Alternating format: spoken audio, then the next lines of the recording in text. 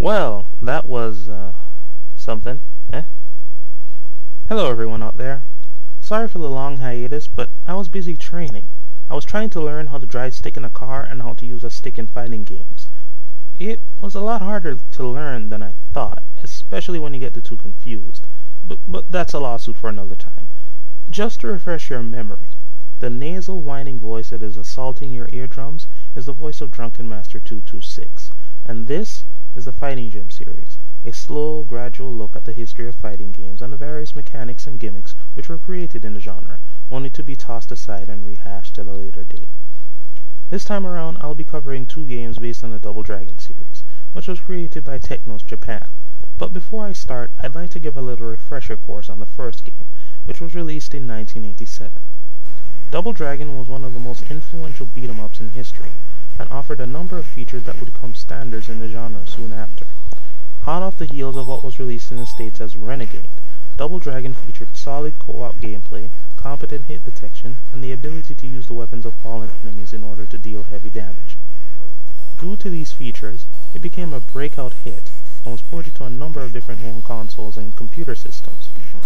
The port for the Nintendo Entertainment System is an especially noteworthy one. Due to system limitations, the NES doesn't support co-op play, opting to switch control from one player to the next for each death. Furthermore, the system can't render more than a few enemies at a time. However, in order to compensate for this, the game features two modes: Mode A, which features a modified version of the original game, and Mode B, which allows players to choose between Billy or 5 of the enemies in the main game and fight against a double, controlled either by the computer or another player. It was just a bonus mode at the time, but it set a precedent for the series that would, for better or worse, be used in the future, one which proved that the Double Dragon series was flexible and could be applied to things other than brawlers. This precedent manifested in the early 90s as a slew of merchandise and spin-offs bearing the Double Dragon name, including a cartoon series which ran from 1993 to 1995, and a live-action movie, which borrowed elements from both the games and the series while adding some of its own. And at the tail end of the series' popularity, Technos themselves released a fighting game loosely based on the movie, simply titled Double Dragon. As the name got tossed around with all of these different concepts, it went from a brawler to a cartoon series to a movie and then a fighting game, it became distorted to the point of being downright alien. And yet, the game has its merits.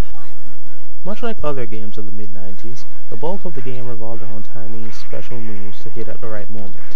I'm assuming that this is the case because of the great amounts of damage that are dealt every time a single special or super move connects, and especially so during a counterattack.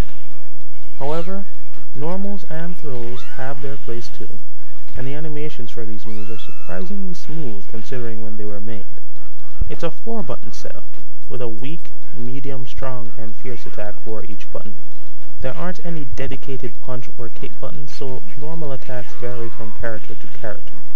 But it's actually fairly easy to string combos together once you understand the range of each move, although this is mostly due to Techno's highly generous approach toward making hitboxes.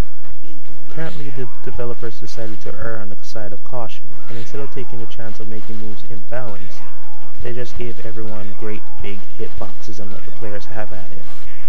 Due to this decision, most characters have at least one move with surprisingly long range, a big hitbox, and lots of invincibility on startup. Not that this is a huge problem, mind you, but that everyone has at least one of these moves ends up leveling the playing field somewhat. It's just that it can be a bit disorienting to see people get hit from moving 1 or 2 character widths away on a regular basis. The backgrounds are also quite nice, and there are a number of destructible objects in the foreground, although being knocked into them has no effect on the victim. Aside from those tidbits, there are two notable features of the game that aren't seen much lately, namely the aerial combat and the life bars that were used. Each fighter has the ability to jump twice in midair and to change their direction mid-flight. Nothing too earth-shattering, even back then. However, this also applied to dashing of all things. When characters dash forwards or backwards, their feet actually leave the ground, and they have access to all of their airborne moves and the properties that come with them. This sort of dash wasn't used very much in the 90s, and even most modern games that feature something similar to it usually end up neutering the feature somehow by adding penalties, or restricting the move list while dashing, or removing properties of air normals while in the dash, or finding some other way to confine an otherwise novel feature. The other noteworthy aspect of the game was the layered life bar. In addition to the basic life bar on top of the screen, there was a second gauge layered over it. As each player used special moves, the second layer would increase, and once both layers were level, said players would gain a charge. This allowed them to use stronger versions of their special moves and, in the case of the Dragon Brothers, power up and gain access to new moves for the remainder of the round.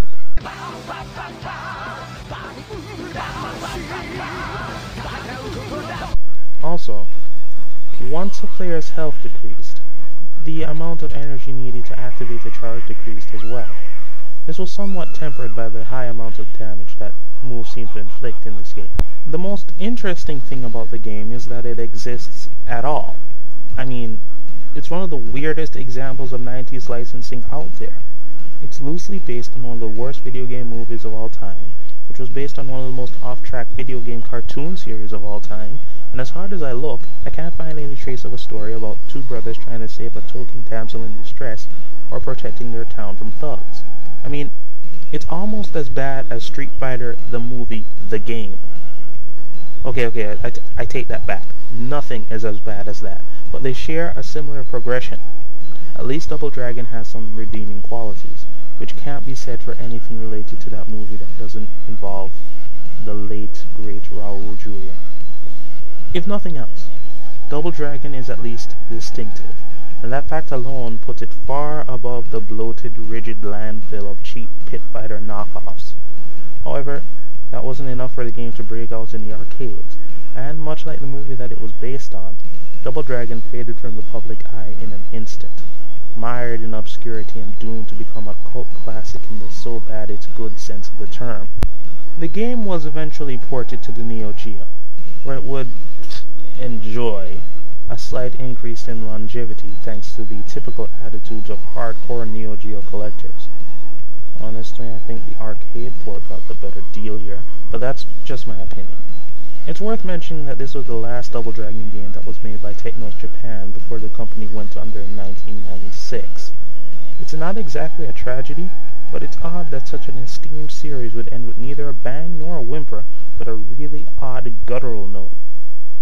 It's said that when Double Dragon flopped in arcades, it was the final nail in Technos' coffin, and although the company did linger on after the game came out, it didn't have the capital to spring back to life.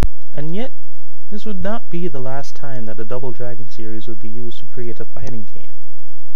In 2002, another one would be released upon a nonplussed public, one that would be unrelated to everything but the first game in the franchise in the loosest way possible.